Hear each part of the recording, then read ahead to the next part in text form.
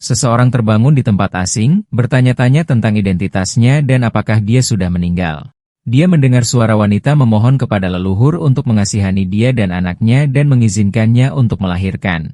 Jawabannya adalah penolakan tegas karena suara lain menegaskan bahwa lembah dewa pengobatan telah menetapkan bahwa asal ibu telah rusak, bakat bawaannya tidak mencukupi, dan janin di dalam rahimnya memiliki fondasi yang biasa saja. Suara itu terus mempertanyakan bagaimana klan Luo dapat menghasilkan keturunan seperti itu tanpa menjadi bahan tertawaan klan lain, mendorong sang pahlawan untuk bertanya-tanya tentang sumber percakapan dan apa artinya menjadi janin dengan kekurangan bawaan. Tiba-tiba, dia menyadari kebenaran yang mengerikan. Dia telah dipindahkan ke dunia fantasi sebagai anak yang belum lahir. Dia melihat ibunya yang sedang hamil di hadapannya dan menyadari bahwa dia adalah anak dengan kekurangan bawaan yang mereka bicarakan. Dia memperhatikan bahwa tetua Zhongzhou tampaknya bertekad untuk meninggalkannya, dan dia merenungkan kekejaman dunia ini yang diatur oleh kekuatan di mana yang lemah ditinggalkan bahkan sebagai janin. Sang ibu, Shantian, bertanya apakah dia setuju dengan keputusan ini. Shantian membentaknya, mempertanyakan bagaimana anaknya dengan tulang akar yang rusak dapat berbagi sumber daya dan keberuntungan klan Luo, membandingkannya dengan janin Yuner, yang dianggap sebagai tubuh surgawi. Sang ibu menjawab dengan marah, mengingatkan Shantian bahwa dialah yang mentransfer energi sejati bawaannya kepadanya untuk menyelamatkannya ketika dia terluka dan tidak sadarkan diri, dan tindakan inilah yang menyebabkan tulang akar anaknya rusak. Shantian hanya memberinya satu pilihan, yaitu meninggalkan klan Luo atau meninggalkan anaknya. Sang ibu terkejut dengan pilihan ini. Janin itu bertanya-tanya sampah macam apa yang akan memaksa seorang ibu untuk membuat keputusan seperti itu dan dengan cemas menunggu pilihan ibunya. Sang ibu, yang namanya terungkap sebagai Zhang Qixin, membuat keputusannya dan mengumumkan bahwa dia akan meninggalkan klan Luo. Tetua dan Shantian menatapnya dengan kaget. Jiang Qixin menyatakan bahwa hidup dan matinya bersama anaknya tidak lagi ada hubungannya dengan klan Luo mulai hari ini. Anak itu bersumpah kepada ibunya bahwa meskipun dia adalah anak lemah dengan tulang akar yang rusak, dia akan bekerja keras untuk berkultivasi, dan mereka akan mendapatkan martabat mereka bersama.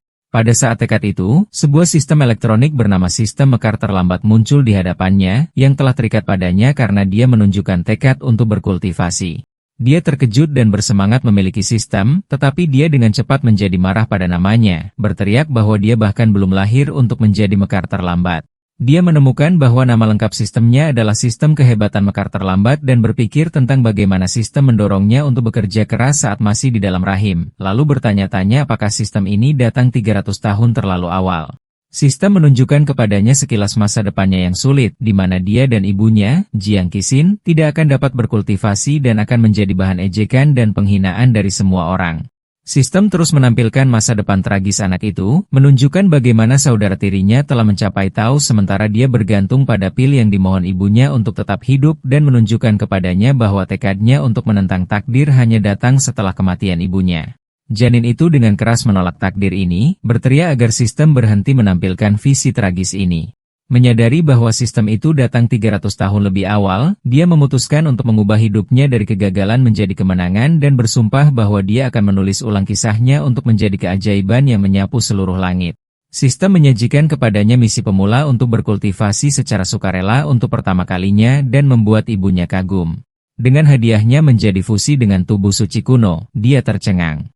Dan sistem menjelaskan bahwa tubuh ini memberikan kekuatan fisik yang tak terkalahkan yang mampu menantang para kaisar kuno. Dia menyadari bahwa dengan hadiah ini, dia pasti dapat menentang takdir. Memanfaatkan berada di dalam rahim untuk dengan mudah mengalirkan energi spiritual melalui pernapasan janin, ibunya merasakan aktivitas aneh di dalam dirinya dan bertanya-tanya dengan kaget apakah putranya sudah mulai berkultivasi saat masih di dalam rahimnya. Sistem mengumumkan penyelesaian misi dan memulai proses menggabungkannya dengan tubuh suci kuno, yang mengaktifkan warisan para bijak kuno. Sang ibu melihat fenomena aneh menyerupai petir di luar. Saat berada dalam kesadarannya, dia melihat visi para kaisar kuno di hadapan mereka para pahlawan bukanlah apa-apa. Sang ibu merasakan aliran esensi spiritual emas memperbaiki fondasinya yang rusak, dan kebingungannya bertambah tentang bagaimana fenomena seperti itu bisa datang dari anaknya yang seharusnya kekurangan. Sistem menjelaskan jalur kultivasi, yang dimulai dengan 3 alam bawah, transformasi darah, surga gua, dan manifestasi roh, masing-masing terdiri dari 10 tingkat, dan menyebutkan bahwa mencapai peringkat tertentu sebelum dewasa adalah tanda kejeniusan tertinggi.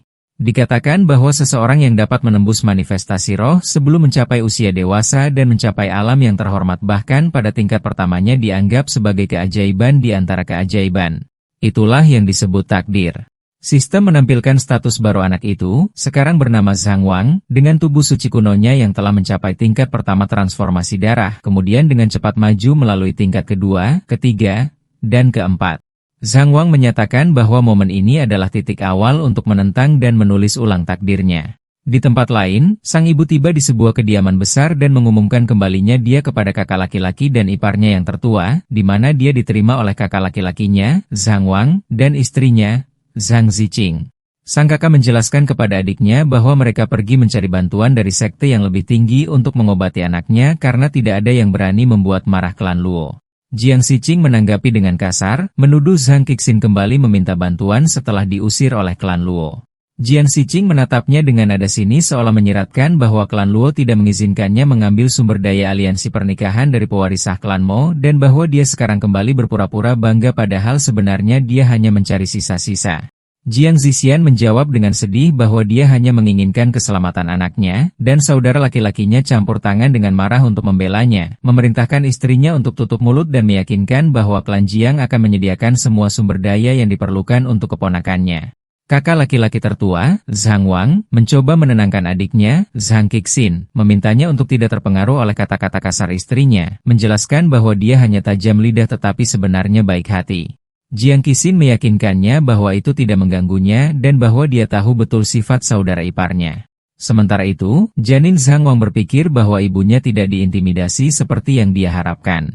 Sebaliknya, dia merasakan kehangatan dan sambutan di klan Zhang yang jauh melebihi apa yang dia alami di klan Luo.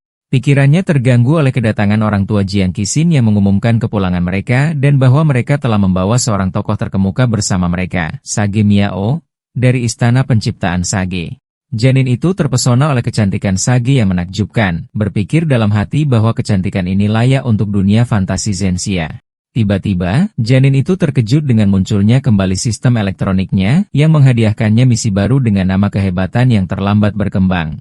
Zhang Wang menyadari bahwa sistem tersebut harus bereaksi secara otomatis ketika bertemu dengan orang yang kuat dan memutuskan bahwa Sage Miao adalah pilihan terbaiknya saat ini.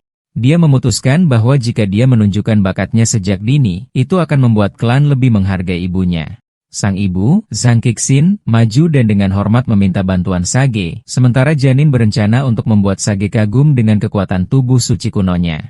Sage meminta semua orang untuk menunggu di luar, mengatakan kepada mereka bahwa dia akan memeriksa janin dengan pasien di dalam aula. Sage meyakinkan ibu bahwa dia tidak akan menggunakan kekuatan spiritual apapun untuk merangsang janin karena lemah. Sage meletakkan tangannya di pergelangan tangan ibu untuk memeriksa kondisinya. Janin mendengar kata lemah dan berpikir sinis, menantangnya untuk mengatakan itu pada tubuh suci kunonya. Segera setelah Sage meletakkan tangannya di pergelangan tangan ibu, ekspresinya berubah, dan dia merasakan aura mengerikan yang datang dari era primordial yang kacau. Sang ibu bertanya dengan khawatir apa yang terjadi, dan Sage bertanya dengan heran apakah anak ini sudah didiagnosis kekurangan kekuatan bawaan. Sang ibu menegaskan bahwa ini adalah diagnosis dari penyembuh klan Luo. Sage memutuskan dia akan melihat sendiri kedalaman potensi anak ini dan mulai menggunakan kekuatannya untuk memeriksanya. Janin merasa bahwa calon gurunya belum puas, jadi dia memutuskan untuk menunjukkan kekuatan penuhnya dan memerintahkan tubuh suci kunonya untuk terbuka. Sage mencatat bahwa si kecil ini masih menolak untuk menyerah dan mengagumi semangat juangnya, mengatakan bahwa jika dia tidak datang ke sini secara kebetulan, dunia akan kehilangan seorang jenius yang tak tertandingi. Sang ibu benar-benar tercengang.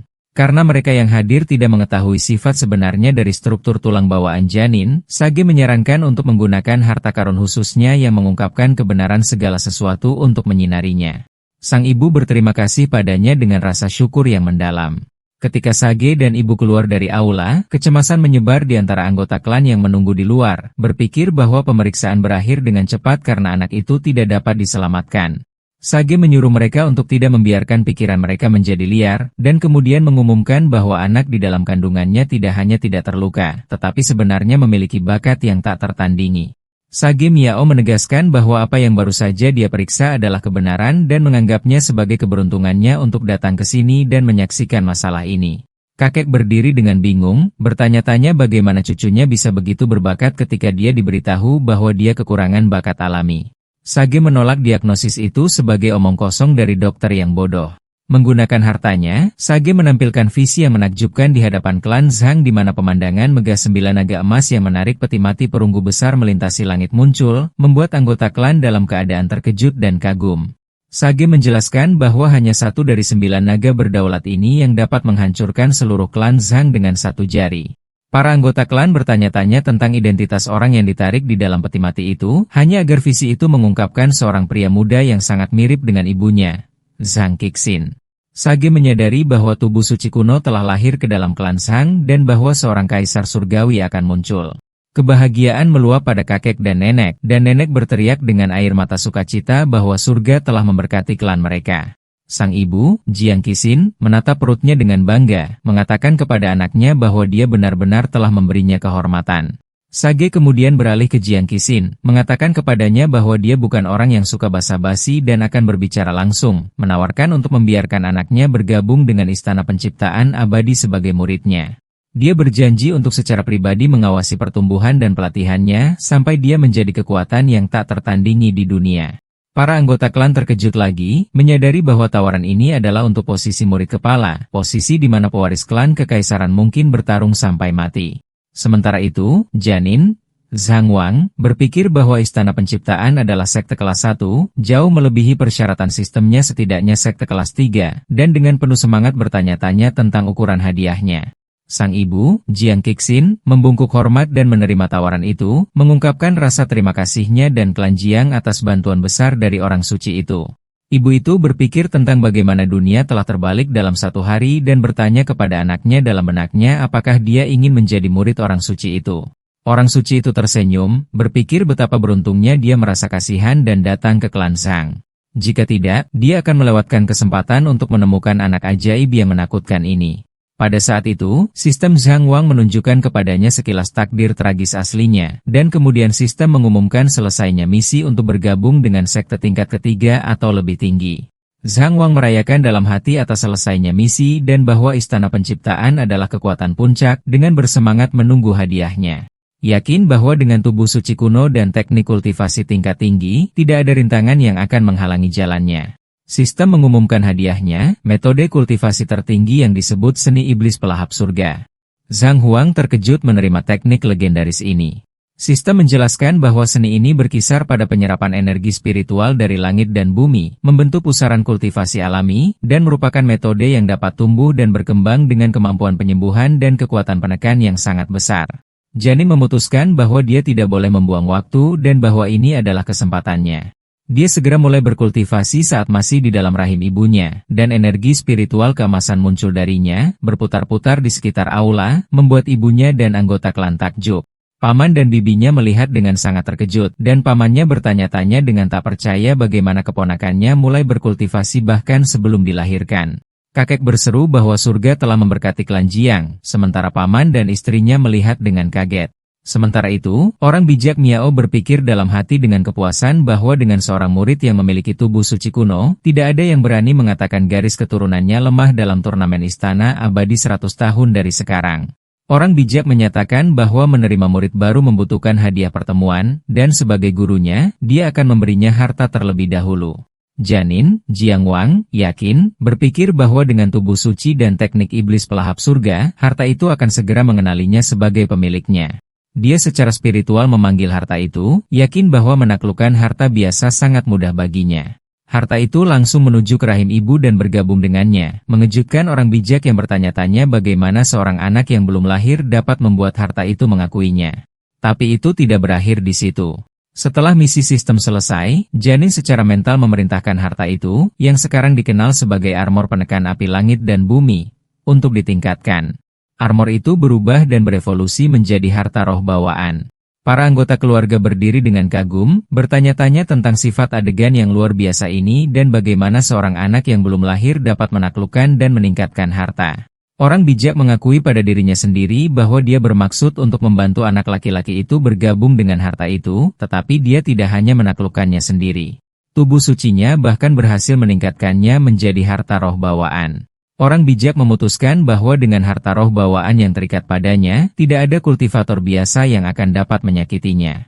Dia mengumumkan bahwa dia secara pribadi akan kembali ketika Zhang Wang mencapai alam gua surga untuk membimbingnya ke sekte dan membawanya untuk menjelajahi dunia kultivasi yang luas. 3 hari kemudian, sekelompok tentara dari dinasti Ilahi Xia yang agung tiba. Mereka menyerbu aula klan Zhang dan menuntut agar orang yang bertanggung jawab segera keluar. Ibu, Zhang Kixin, segera menyadari bahwa mereka telah mendengar berita tentang pengusirannya dan putranya dari klan Luo dan telah datang untuk membatalkan pertunangannya. Sementara Janin mencemooh situasi klasik ini, bersumpah bahwa dinasti ini akan menyesali keputusannya saat dia dilahirkan. Pemimpin tentara menyapa paman Janin, Zhang Wang, mengingatkannya tentang pernikahan yang diatur beberapa dekade lalu. Paman itu dengan marah bertanya mengapa mereka menyerbu aula mereka dengan cara seperti itu. Pemimpin itu memperkenalkan dirinya sebagai Jenderal Wuqi dan secara resmi mengumumkan bahwa perjanjian pernikahan telah dibatalkan. Paman itu meledak dalam kemarahan, berteriak kepada mereka bahwa dinasti mereka adalah orang yang mencari pernikahan politik ini sejak awal, dan sekarang mereka datang untuk membatalkannya tanpa menghormati klan Jiang. Jenderal Wuqi membalas bahwa berita tentang pengusiran Jiang Zuxin telah menyebar kemana-mana dan bahwa anaknya bukan lagi pewarisah, mempertanyakan bagaimana klan Jiang kecil bisa layak bersekutu dengan dinasti besar mereka, sementara Janin secara internal mencemooh tuduhan mereka atas kekurangan bakat bawaannya. Bersumpah bahwa jenderal ini akan berlutut di hadapannya, memohon padanya untuk menerima putri mereka pada hari kelahirannya. Jenderal melanjutkan penghinaannya, mengatakan kaisar mereka berbelas kasih untuk mengirimnya. Jika tidak, mereka akan menjadi orang yang berlutut di depan aula kekaisaran, menegaskan bahwa putri mereka pantas mendapatkan pernikahan kekaisaran dan tidak dipasangkan dengan akar defisien inferior dari klan Jiang. Paman itu mengancam akan mengeksekusinya karena kelancangannya dan karena memfitnah keponakannya di rumah mereka sendiri. Jenderal itu mencemooh paman itu dan bergerak untuk menyerang Janin untuk membuang sampah yang tidak berguna itu. Janin itu sangat marah dengan upaya untuk menyakiti ibunya. Tiba-tiba, sebuah tangan spiritual besar muncul dan menghentikan serangan jenderal, yang berteriak kaget memanggil tetua Xuan Ming. 2 tetua tua muncul, tertawa, mengejek kakek keluarga dan menawarkan untuk melatihnya. Jenderal Wuqi memperkenalkan kedua tetua itu, menjelaskan bahwa mereka adalah tetua Xuan Ming, pembudidaya dari istana dinasti mereka, sementara Janin, Jiang Wang, mencatat pada dirinya sendiri bahwa tingkat kultivasi kedua hantu tua ini tidak rendah. Paman berteriak marah, menuduh dinasti Jia Agung bersekutu dengan tetua terkenal dan memalukan ini dan mempertanyakan apakah dinasti mereka merasa malu. Salah satu tetua menjawab dengan marah, bertanya kepada paman dengan nada merendahkan apakah gilirannya untuk berbicara. Salah satu tetua menyerang paman, memaksa kakek untuk turun tangan untuk melindunginya, yang dengan paksa didorong mundur sambil menangkapnya. Dalam kekacauan itu, tetua yang lain mengambil kesempatan untuk meluncurkan serangan pedang mematikan pada ibu hamil, Zhang Kixin, sambil mencibir bahwa kakek tua itu tidak akan bisa melindungi semua orang. Segera, sistem Janin mengeluarkan peringatan tentang ancaman fatal dan memberinya misi darurat untuk melindungi ibunya agar tidak terbunuh. Janin itu sangat marah, menganggap bahwa menargetkan wanita hamil adalah puncak kebejatan. Zhang Wang mengaktifkan seni iblis pemakan surga, memerintahkannya untuk menelan serangan itu. Sebuah pusaran terbentuk, menarik kekuatan spiritual dari serangan para tetua, membuat mereka terkejut dan bingung saat kekuatan mereka tiba-tiba menghilang. Kakek bertanya-tanya dengan bingung siapa yang telah turun tangan untuk membantu keluarga Zhang. Para tetua yang ketakutan memutuskan untuk menyerang bersama, meluncurkan tangan hantu biru. Janin itu menanggapi dengan menggunakan harta roh bawaannya, menciptakan penghalang api dingin langit dan bumi, berniat untuk membakar mereka sampai mati.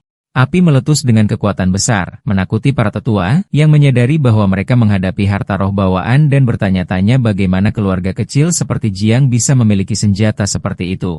Salah satu dari mereka menuntut entitas tersembunyi itu mengungkapkan dirinya dan berhenti bersembunyi di balik bayang-bayang. Sistem mengumumkan keberhasilan penyelesaian misi untuk bertahan hidup dari krisis hidup dan mati, menghadiahi Zhang Wang dengan pil kelahiran kembali misterius hebat 9 putaran. Instruksi menjelaskan bahwa pil ini langsung memulihkan kekuatan spiritual setelah dicerna, dan Janin merasa percaya diri, bersumpah untuk memulihkan kehormatan keluarga Zhang hari itu. Jauhnya bermil-mil, Sage Miao merasakan aktivasi harta roh dan kagum bahwa muridnya telah menggunakannya hanya 3 hari setelah dia pergi. Dia memfokuskan kekuatannya untuk melihat apa yang terjadi, dan proyeksi spiritual dirinya muncul di atas aula keluarga Zhang, dengan marah bertanya siapa orang bodoh yang berani menyakiti muridnya. Dia turun dengan paksa ke aula, menyatakan bahwa anak ini adalah murid kepala Istana Penciptaan Abadi dan mempertanyakan siapa yang memberi mereka keberanian untuk menyerangnya. Janin itu terkejut dengan kehadiran tuannya, menduga dia pasti telah meninggalkan tindakan darurat di dalam harta itu. Salah satu tetua menolak untuk mempercayainya dan menyerang proyeksi orang bijak itu, menuduhnya melakukan penipuan. Orang bijak itu dengan mudah membalas serangannya, dan Janin mengejek keberanian seorang kaisar kuno yang menantang seorang bijak kuno. Sambil merasa lega bahwa tuannya telah turun tangan, kedua tetua itu berdiri dengan terkejut. Salah satu tetua mencoba menggunakan ancaman terselubung meminta orang bijak itu mengungkapkan namanya sehingga dinasti mereka dapat meminta bimbingannya di masa depan. Orang bijak itu mengejek ancamannya dengan menyatakan bahwa seorang kaisar kuno tingkat keempat bahkan tidak layak untuk mendengar namanya. Pada saat itu, kakek menyerah menggunakan bangau roh yang ditinggalkan oleh orang bijak itu, mengarahkannya ke salah satu tetua, mengalahkannya dengan brutal dan mengirimnya menabrak tanah berlumuran darah. Jenderal Wuki berdiri dengan kaget, tidak dapat mempercayai bahwa ancaman kesadaran ilahi belaka dapat menekan seorang kaisar kuno dan menyadari bahwa wanita ini memang dari Istana Penciptaan Abadi dan bahwa putra keluarga Zhang, yang telah mereka abaikan sebagai akar fana, sebenarnya akan memasuki istana ini, sementara Janin, Zhang Wang, berpikir pada dirinya sendiri bahwa sudah terlambat untuk menyesal. Tetua yang kalah mendesak jenderal untuk mundur. Sementara jenderal itu melihat dengan ketakutan pada proyeksi orang bijak itu, berpikir pada dirinya sendiri bahwa apa yang terjadi adalah mustahil. Dia mengutuk Lan Luo, menyebut mereka bodoh karena mengusir seorang jenius yang mampu memasuki Istana Penciptaan, sehingga membawa bencana pada dinasti Xia yang agung. Kakek keluarga Zhang memohon kepada orang bijak itu untuk menyelamatkan nyawa para oportunis tak tahu malu ini sehingga mereka dapat menyaksikan dengan mata kepala sendiri keajaiban macam apa cucunya akan menjadi di masa depan. Orang bijak itu setuju dan memerintahkan mereka untuk kembali hidup-hidup untuk menyampaikan pesan kepada dinasti mereka bahwa perjanjian pernikahan antara keluarga Jiang dan dinasti Xia yang agung dibatalkan. Janin itu senang dengan ini, bertanya-tanya apakah tuannya berniat membantunya. Tetapi orang bijak itu mempertimbangkan kembali dan menyatakan dengan keras bahwa bukan hak mereka untuk membatalkan pernikahan muridnya. Dia melepaskan kekuatan dahsyat yang mendorong para prajurit kembali kemudian melemparkan dokumen pembatalan kepada mereka, menyatakan bahwa muridnya lah yang mencemooh pernikahan dengan putri dinasti mereka. Orang bijak itu berteriak kepada mereka, bertanya mengapa mereka belum pergi. Dia kemudian memperingatkan mereka untuk tidak lupa mengembalikan hadiah pertunangan, atau dia akan datang dan menuntutnya sendiri. Jenderal yang kalah hanya bisa dengan enggan setuju. Setelah kepergian mereka, anggota keluarga membungkuk di hadapan orang bijak itu, dan paman mengungkapkan rasa terima kasihnya, mengatakan bahwa tanpa intervensinya dan penggunaan harta roh, keluarga Jiang akan menghadapi bencana. Kakek melangkah maju dan menawarkan ucapan terima kasih yang mendalam dari keluarga atas kebaikan besarnya. Orang bijak menyuruh mereka untuk tidak memikirkannya karena dia telah menerima Jiang Huang sebagai muridnya. Urusan keluarga mereka sekarang terhubung dengan urusannya, tetapi dia menjelaskan bahwa mengatakan dialah yang menggunakan harta roh tidak sepenuhnya akurat. Bangau roh tertawa, mengatakan bahwa tuannya terus terang dan tidak akan berani mengambil pujian yang menjadi milik muridnya. Orang bijak berjanji kepada cucu muda itu bahwa keluarga akan memberinya semua sumber daya yang bisa mereka kumpulkan. Janin itu tersentuh oleh ini, berpikir, kamu benar-benar guru sejatiku. Kakek memahami apa yang dimaksud orang bijak dan meminta yang lain untuk pergi agar dia dapat membahas masalah dengan dia secara pribadi. Begitu mereka sendirian, kakek bertanya kepada orang bijak konstitusi fisik macam apa yang dimiliki cucunya yang memungkinkannya menggunakan harta roh saat masih di dalam kandungan. Orang bijak mengungkapkan bahwa anak itu memiliki tubuh suci kuno yang legendaris, membuat kakek dalam keadaan sangat terkejut. Orang bijak menjelaskan bahwa dia sendiri tidak tahu mengapa dia bisa mengendalikan harta itu sebagai janin karena penampilan terakhir tubuh seperti itu adalah ratusan ribu tahun yang lalu. Menambahkan bahwa karena si kecil sudah mulai berkultivasi, tidak ada yang tahu seberapa besar kekuatannya saat lahir. Kegembiraan membanjiri kakek, dan dia berseru bahwa surga benar-benar telah memberkati klan mereka. Orang bijak memperingatkannya bahwa sumber daya yang dibutuhkan untuk mengolah tubuh suci kuno sangat besar dan bahwa fondasinya tidak boleh diabaikan sebelum dia secara resmi memasuki Istana Penciptaan. Kakek berterima kasih padanya atas pengingat itu dan bersumpah bahwa klan Jiang akan mengerahkan seluruh kekuatannya untuk meletakkan fondasi yang kokoh bagi Jiang Wang. Istri paman merayakannya, menyatakan bahwa kebangkitan klan Jiang sudah dekat, dan paman berseru bahwa mereka harus membuat klan Luo menyesali keputusan mereka. Janin Jiang Wang merenungkan peristiwa baru-baru ini dan menyimpulkan bahwa dunia ini benar-benar diatur oleh kekuatan. Guru cantiknya hampir tidak mengangkat jari, namun musuh-musuhnya didorong hingga batas mereka. Dan dia memutuskan bahwa dia harus menang tidak hanya dari garis awal, tetapi dari rahim itu sendiri. Setelah itu, keluarga berkumpul untuk menyambut leluhur klan Jiang. Leluhur memberitahu mereka bahwa dia telah mendengar tentang konstitusi fisik anak itu dan bahwa meskipun kekuatannya tak terbayangkan, itu membutuhkan sumber daya yang tak terbatas. Oleh karena itu, dia memutuskan untuk melepaskan semua sumber daya pribadinya kepada anak itu. Ibu keberatan dengan keputusan ini, menjelaskan bahwa leluhur membutuhkan hampir setengah dari kekayaan klan untuk melanjutkan kultivasinya sendiri dan bahwa menyerahkan semuanya berarti seluruh klan akan mencurahkan segalanya untuk memelihara anak ini. Tetapi leluhur bersikeras keputusannya sudah final dan juga menyerahkan sumber daya yang diberikan oleh Sagemeo. Ibu berterima kasih padanya atas nama putranya. Sistem janin mengeluarkan misi baru untuk berkultivasi terus-menerus selama 1 bulan dan membuat leluhur terkesan. Dengan hadiahnya adalah kemegahan surgawi tertinggi. Zhang Wang sangat gembira dengan hadiah itu, dan sistem menjelaskan bahwa kemegahan ini hanya lahir bagi makhluk kuno yang kuat dan dilengkapi dengan kemampuan ilahi bawaan yang unik. Janin yakin bahwa dengan sumber daya yang telah diperolehnya dan teknik iblis pemakan surga, dia dapat mencapai alam manifestasi roh, dan bahwa seorang anak yang belum lahir mencapai puncak ini akan cukup untuk membuat leluhur terkesan, dan dia mulai berkultivasi segera. 1 bulan kemudian, leluhur merasa bosan dan gelisah dan memutuskan untuk pergi memeriksa cucunya. Dia telah menghabiskan sepanjang bulan untuk mengawasi dan menjaga keajaiban keluarga Zhang untuk memastikan tidak ada bahaya yang menimpanya, tetapi dia telah lalai mengikuti kemajuan kultivasinya. Ketika dia akhirnya memeriksa levelnya, dia benar-benar terkejut, bertanya-tanya dengan tidak percaya bagaimana cucunya telah mencapai puncak alam manifestasi roh hanya dalam 1 bulan. Pada saat yang sama, janin itu berpikir bahwa dia telah mencapai puncak ini 3 hari yang lalu dan bahwa hari ini dia mungkin mencoba untuk menerobos ke alam yang terhormat dan bertanya-tanya apakah dia bisa berhasil. Segera setelah leluhur menemukan levelnya, sistem mengumumkan selesainya misi mengesankan leluhur. Janin menyeringai betapa mudahnya leluhurnya kagum. Hadiahnya, kemegahan tertinggi, muncul sebagai kerangka spiritual, dan janin merasakan auranya saja meredakan kemacetan yang menghalangi kemajuannya. Sistem secara otomatis mulai menggabungkan kemegahan dengannya. Janin memutuskan untuk mengejutkan leluhurnya lebih jauh dan meminjam kekuatan kemegahan selama fusi untuk menerobos ke alam yang terhormat. Dia melihat energi ungu yang berasal dari kemegahan dan senang. Leluhur menjadi khawatir, menyadari cucunya sedang mencoba terobosan dan takut kemajuan yang sembrono ini akan merusak fondasinya. Pada saat yang sama, ibu merasakan aura lain di dalam anaknya.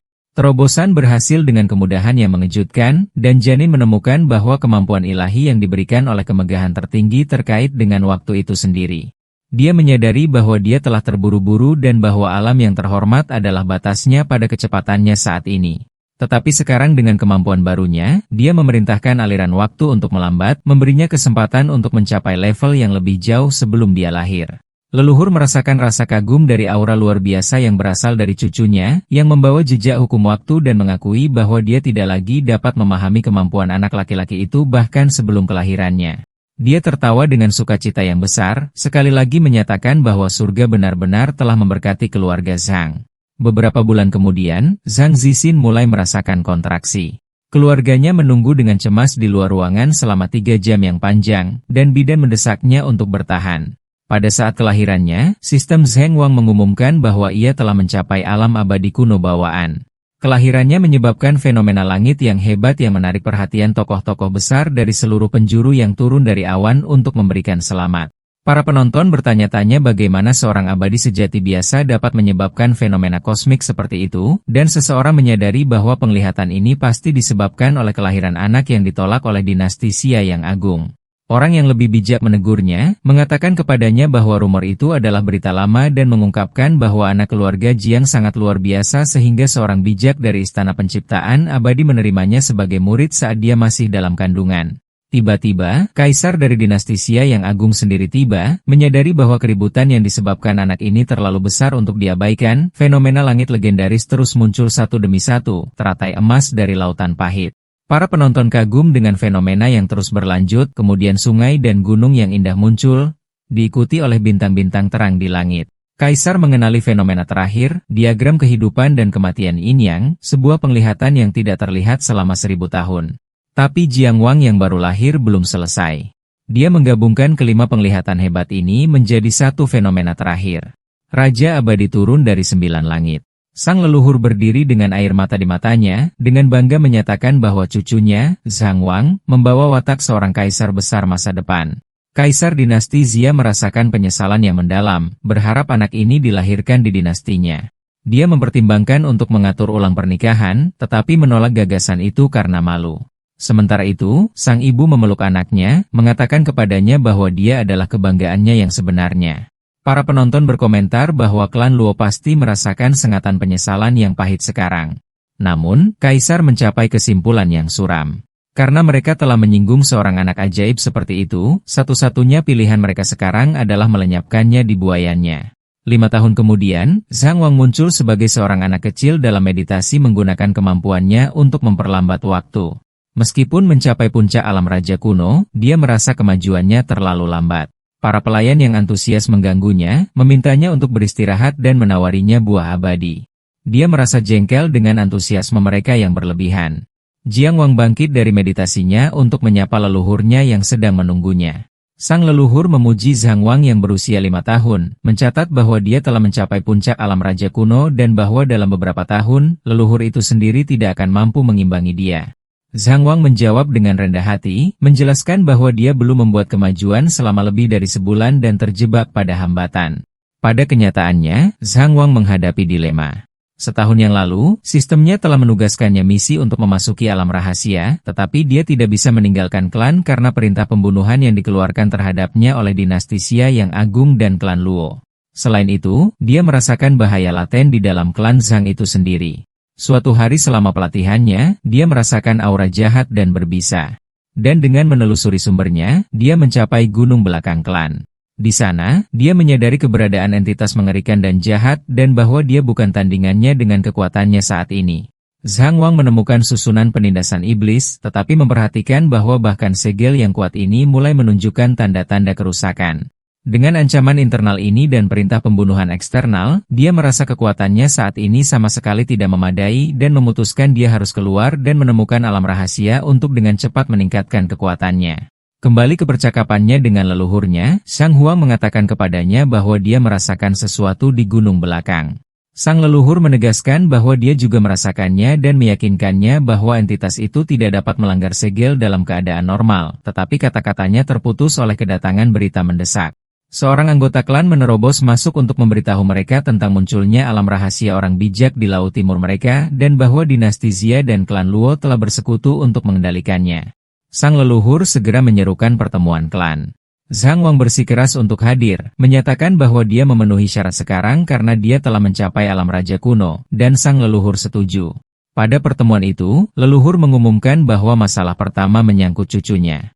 Zhang Wang menjelaskan bahwa dia telah mencapai puncak alamnya beberapa bulan lalu tetapi tidak dapat maju, dan karena itu ingin meninggalkan klan untuk mendapatkan pengalaman.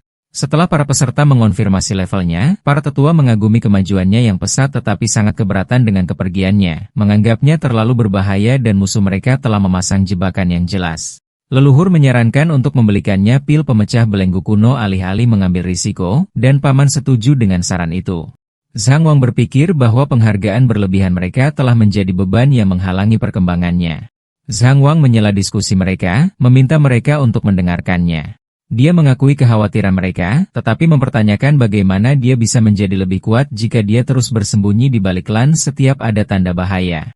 Dia menjelaskan bahwa meskipun dia telah mencapai puncak alamnya, dia belum pernah bertarung dalam pertempuran hidup dan mati yang nyata dan juga mengingatkan mereka tentang harta yang dihadiahkan gurunya kepadanya, yang akan menyulitkan bahkan seorang kaisar kuno untuk menangkapnya.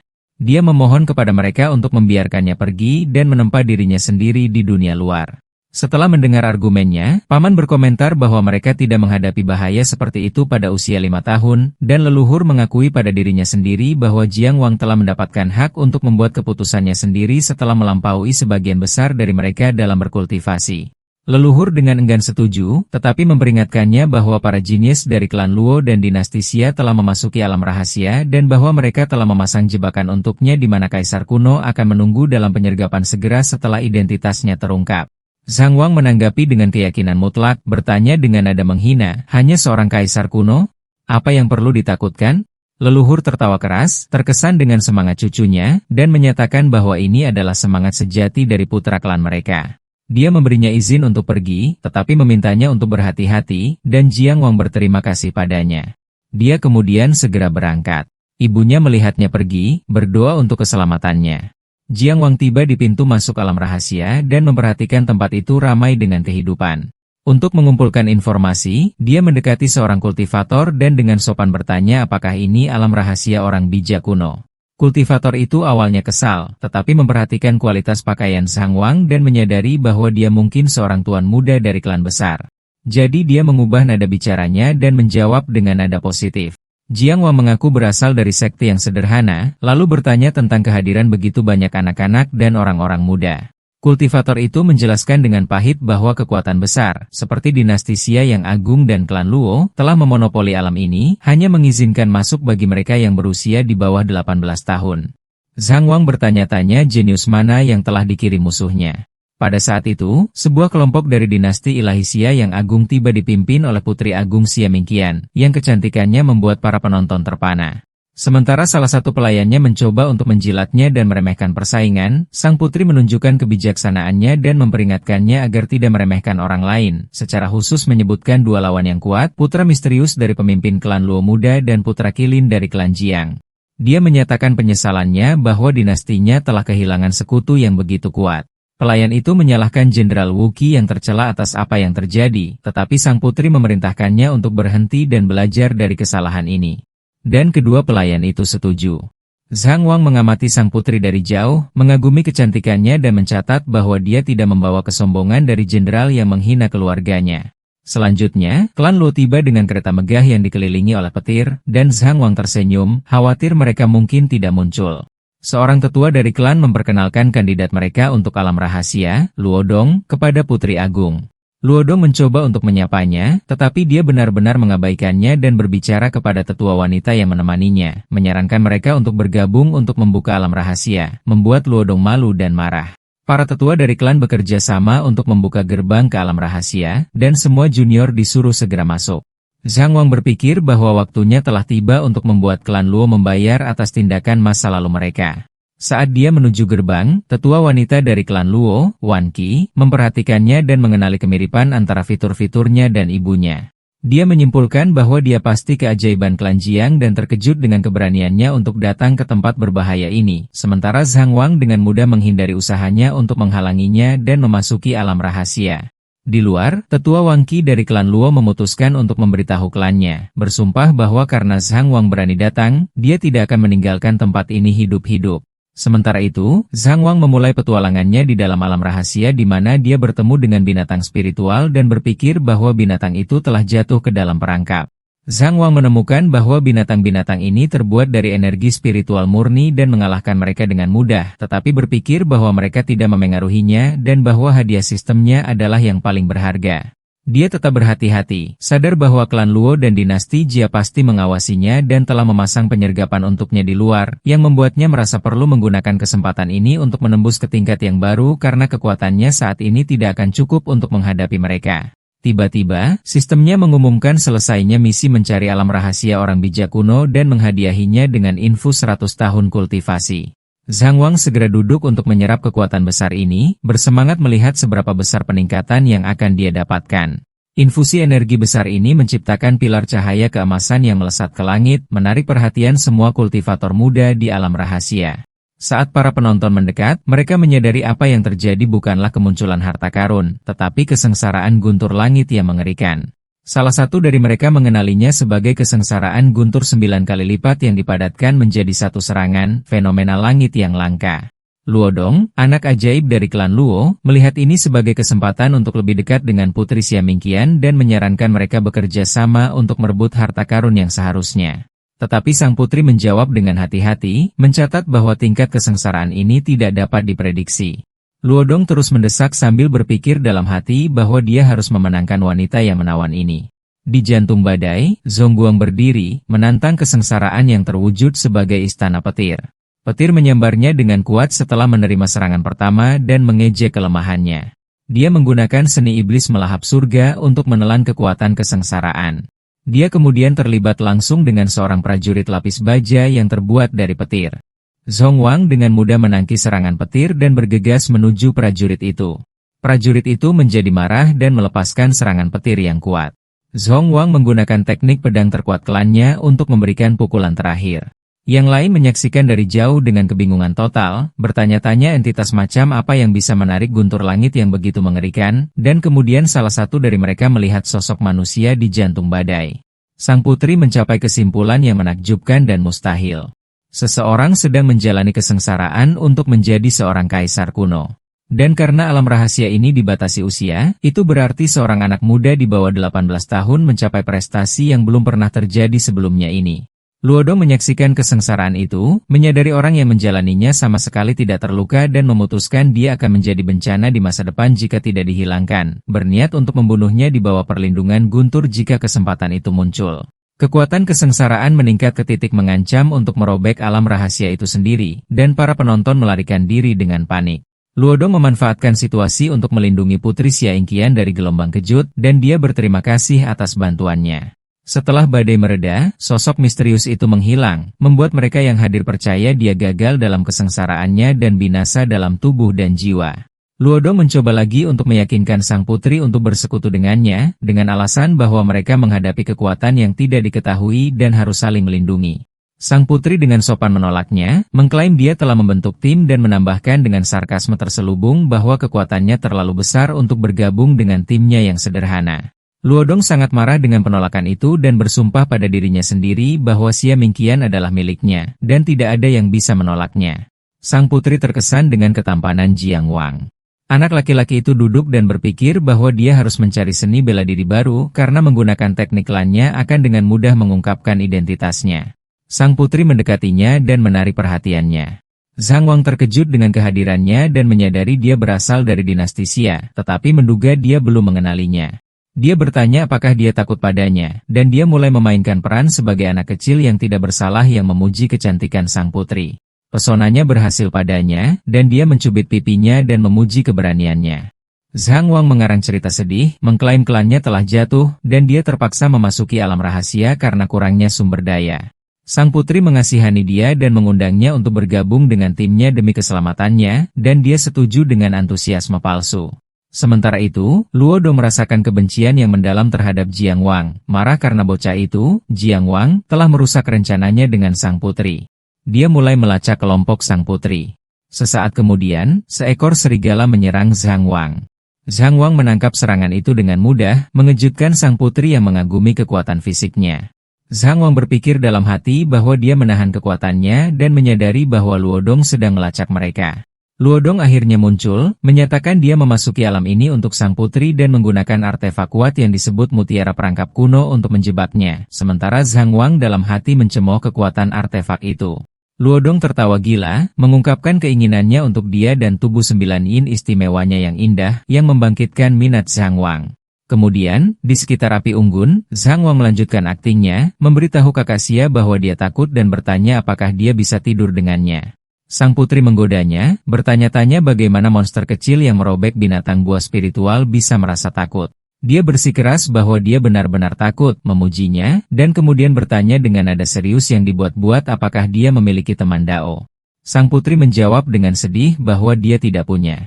Zhang Wang melanjutkan aktingnya, pura-pura terkejut bahwa Putri Xiaingqian, dengan kecantikan dan statusnya, tidak memiliki pelamar.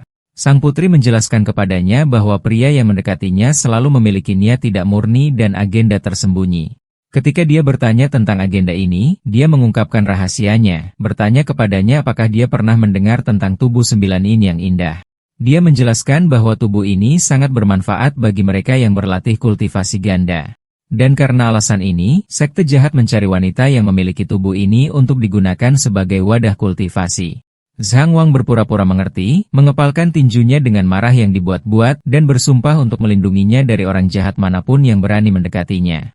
Sang putri tersenyum melihat kecemburuan kekanak-kanakannya dan menyuruhnya untuk beristirahat sekarang. Saat mereka duduk di dekat api, Zhang Wang merasa bahwa pria itu, Luodong, masih berada di dekatnya. Terganggu oleh pengawasan terus-menerus, dia memutuskan dia harus menyingkirkan binatang itu, Luodong, cepat atau lambat untuk mendapatkan kedamaian dan berjalan menjauh dari camp. Sang putri mengikutinya dengan cemas dan dengan lembut memarahinya karena gegabah dan pergi sendirian saat dia meminta maaf padanya. Luodong, yang telah mengawasi mereka dengan cemburu, muncul dan menyerang Jiang Wang, berteriak bahwa dia mencari kematian. Jiang Wang berbalik dengan tenang dan mengatakan kepadanya bahwa dia sedang menunggunya. Luodong melancarkan serangan ke arah Jiang Wang. Sang putri turun tangan dan berdiri di antara mereka bertanya kepada Luodong apa niatnya. Dia tertawa sinis kemudian memberitahu mereka bahwa mereka akan segera tahu dan melemparkan mutiara jebakan kuno ke arah mereka. Menjebak mereka berdua, sang putri sangat marah dan mengancamnya bahwa dia dan dinastinya tidak akan memaafkannya atas tindakannya, menuntut dia membebaskan mereka untuk menghindari deklarasi perang. Luodong mengabaikan ancamannya dengan senyum dan mengundangnya untuk mencoba, dan sang putri memperingatkannya untuk tidak menyesalinya. Sang putri mencoba mengaktifkan segel penyelamatan dinastinya, tetapi gagal dan hancur di dalam ruang mutiara. Luodong mengejeknya, menjelaskan bahwa mutiara ini secara pribadi disempurnakan oleh leluhurnya, Wan Qi, yang memiliki pemahaman mendalam tentang hukum ruang.